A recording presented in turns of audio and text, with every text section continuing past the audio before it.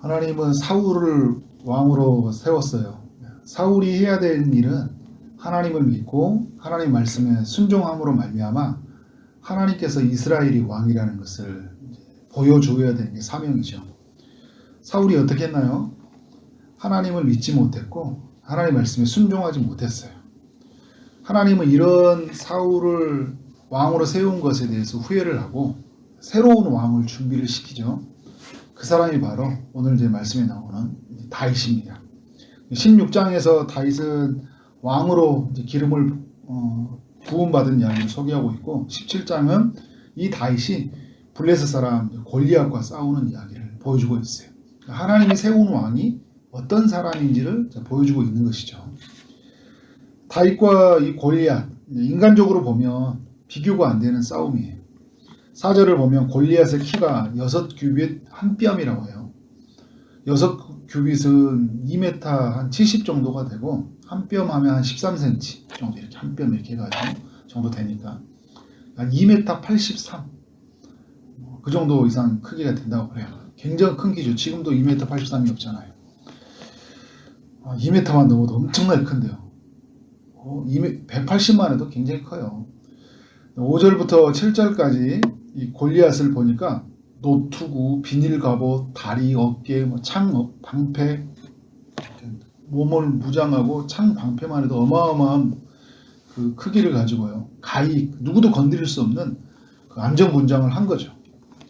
갑옷의 무게만 해도 5,000석이라 이렇게 하는데 우리 몸 이걸 무게로 환산하면 57.5kg 정도, 60kg 가까이를 갑옷으로 메고 있어요. 엄청난 힘을 가진 사람이잖아요. 그걸 뭐 익숙하게 메고 다니니까. 33절에 보면 사울이 이 골리앗을 향해 뭐라 하냐면 어려서부터 용사라고 해요. 아주 오래전부터 전쟁에 참여한 경험이 많아. 전쟁에 경험 많은 사람이죠. 싸움을 잘한 사람인 거죠. 키도 크고 싸움도 많이 해봤고 한 번도 지지 않았으니까 지금 이 자리에 서 있는 거잖아요. 이에 비해 다윗은 아직 소년이고 양을 키우는 목동이고 전쟁에 대한 경험은 한 번도 없는 이 두 사람이 어떻게 만났어요?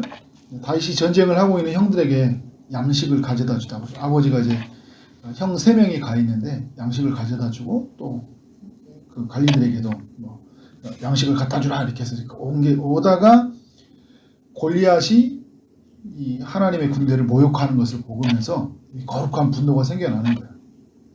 사울도 처음 왕으로 세워질 때 이 분노가 있었죠. 암몬 족속이 이렇게 쳐들어오니까 오른쪽 눈을 다 뺀다고 이렇게 하니까 막 분노가 생겨나가지고 그들의 적진 한복판에 들어갔는데 다윗도 이제 그런 모습이에요. 처음 만났을 때는 이런 거룩한 분노가 있었죠. 사울도 이런 게 있었고 다윗도 있었어요. 근데 사울은 가면서 점점 이 마음이 식어졌고 다윗은 점점 더 하나님을 가까이 나가는 모습을 우리에게 보여주는 거죠.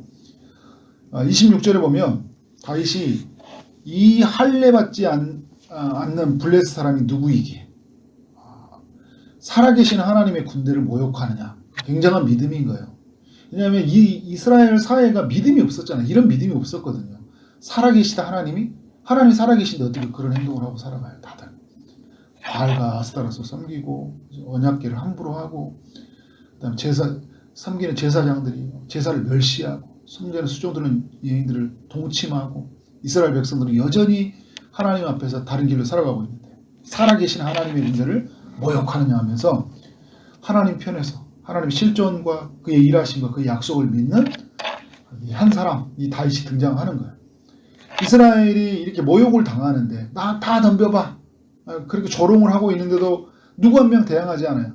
누구 한 명 하나님의 이름을 가지고 나가 싸우지 않아요. 다 그 크기에, 그 경험에, 그의 소리에 다 압도가 돼가지고 은매기주고하고 이렇게 있는 거예요. 그런데 이때 다윗이 어떻게 해요? 내가 싸우겠다는 거예요. 이 소년이.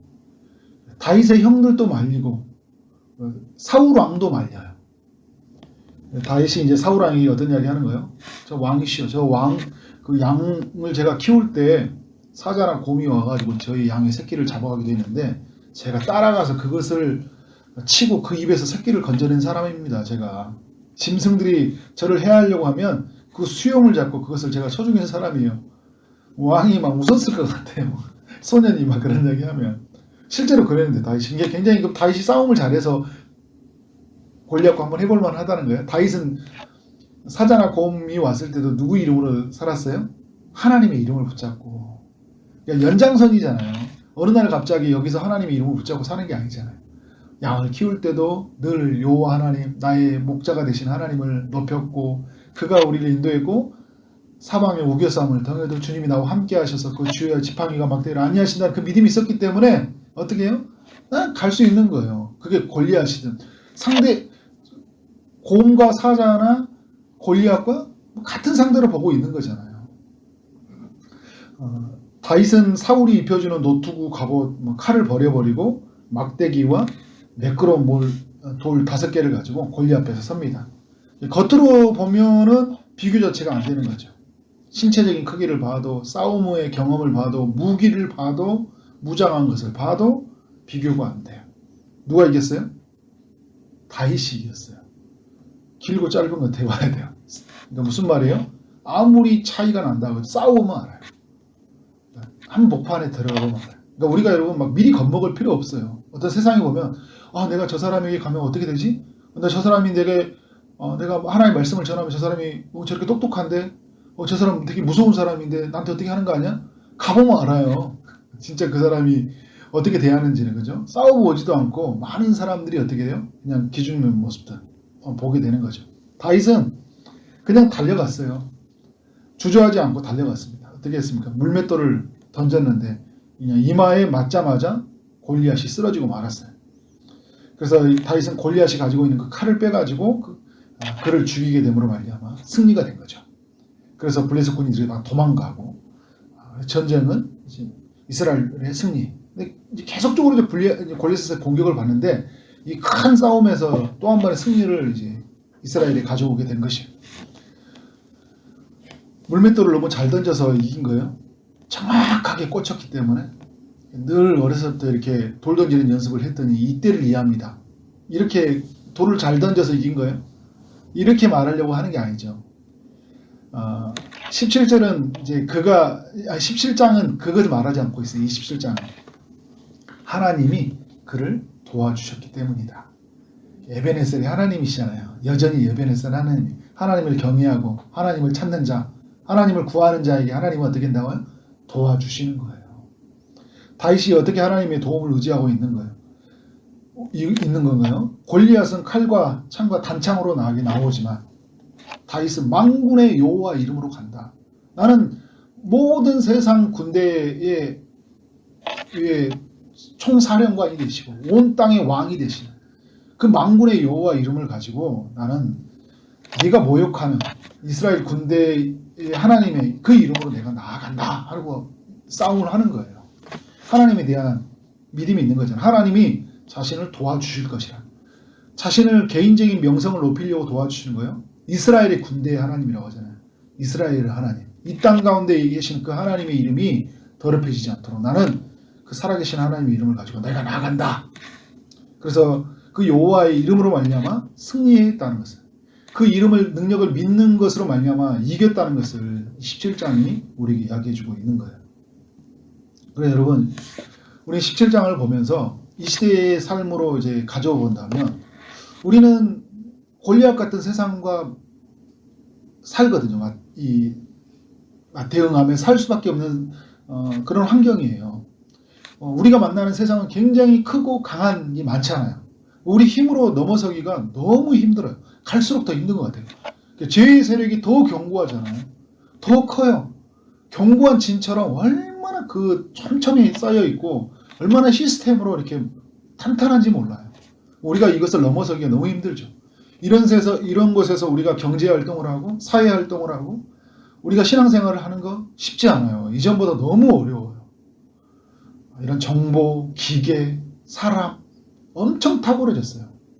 이런 탁월한 세상 속에서 예수 믿는다는 거 사람들이 우리 보고 놀리잖아요. 예수 믿는 것들 이렇게 말할 때 보면요 조롱하는 거잖아요.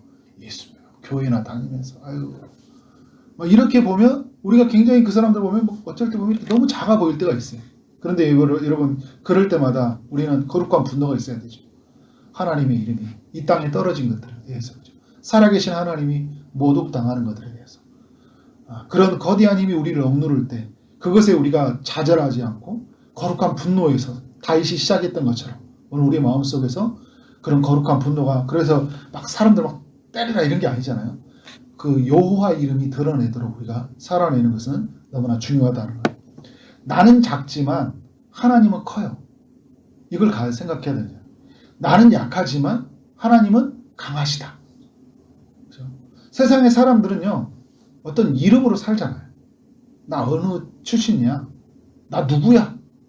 그리고 나 어느 대학 나왔어. 나 이만큼 가지고 있는 사람이야. 나 어느 곳에 사는 사람이야. 어떤 이름을 이야기하거든요. 그런데 여러분, 예수 믿는 사람들이 그런 이름으로 사는 사람이에요? 나 명함 내주면서 나 이런 사람이야. 나 함부로 하지 마. 이런 게 아니잖아요, 우리. 나는 누구예요? 나 예수 믿는 사람이야. 제가 예전에 그 청년부 사역을 할 때, 그때 그 청년 사역, 길거리에서 굉장히 그 노숙자와 힘들게 하는 사람들, 그런 사람들 속에 사는 사람이 있었어요. 그분이 와서 이제 간증을 하는데, 그 옆에, 그 안에 그 카톡의 내용을 보면, 나 예수 믿는 사람이, 저는 예수 믿는 사람입니다. 이걸 써놨더라고요. 여러분, 세상의 한복판에서 나는 예수 믿는 사람이라고 외치는 거예요. 사람들은 그 다른 이름으로 가지고 있지만 나는 누구 이름으로 사는 거예요? 예수 이름으로 사는 거죠. 천하 이름에 구원 얻을 이름이 예수 이름밖에 없잖아요. 예수 이름으로 예수 이름으로 치유가 일어나고, 예수 이름으로 모든 사단의 견고한 세력이 무너지고, 예수 이름으로 구원이 일어나잖아요. 예수 이름으로 골리앗 같은 세상이 무너지는 거예요. 나는 그것을 믿는다는 거예요. 나는 그것을 가지고 산다는 거예요. 예수 믿는 사람들이라는 거 바로 이런 사람들이에요. 아무것도 가진 것이 없지만 나는 예수를 가진 사람이잖아요. 그의 이름의 능력을 믿는 사람이잖아요. 근데 우리가 뭘 두려워해요? 우리가 거기 앞에서 눌려 살아가요. 내가 그래서 가져서 나를 증명하는 게 아니라 이미 가진 걸 가지고 누리고 그걸 가지고 좀 당당하게 사는 거예요. 어떤 내 자녀가 뭐든, 남편이 어떤 상황에, 아내가 어떤 상황에, 우리 가정이 어떤 상황에 처하더라도 예수 믿는 것으로 내가 자랑스럽게 여기고 그 이름의 능력을 가지고 골리앗 같은 세상 앞에서 당당하게 그 이름으로 승리하는 삶이 되어지기를 주님의 이름으로 축원합니다. 아멘. 기도하도록 하겠습니다. 하나님 아버지, 오늘도 사무엘상 17장의 이야기를 통해 우리 가운데 교훈해 주셔서 감사합니다. 골리앗 같은 그런 세상을 바라보면서 두려워하지 않도록 우리에게 믿음을 부어 주옵소서. 우리는 작지만 하나님은 크시고, 우리는 약하지만 하나님이 강하시다는 사실을 알고 그 이름의 능력을 믿고 살아가는 우리의 삶이 되도록 인도하여 주옵소서. 모든 싸움은 하나님께 속해 있다는 것을 믿고 어떤 상황에서도 주눅들지 않고 낙심하지 않고 담대하게 예수 그리스도의 그 이름을 의지하고 나아가는 우리의 삶이 되도록 인도하여 주옵소서.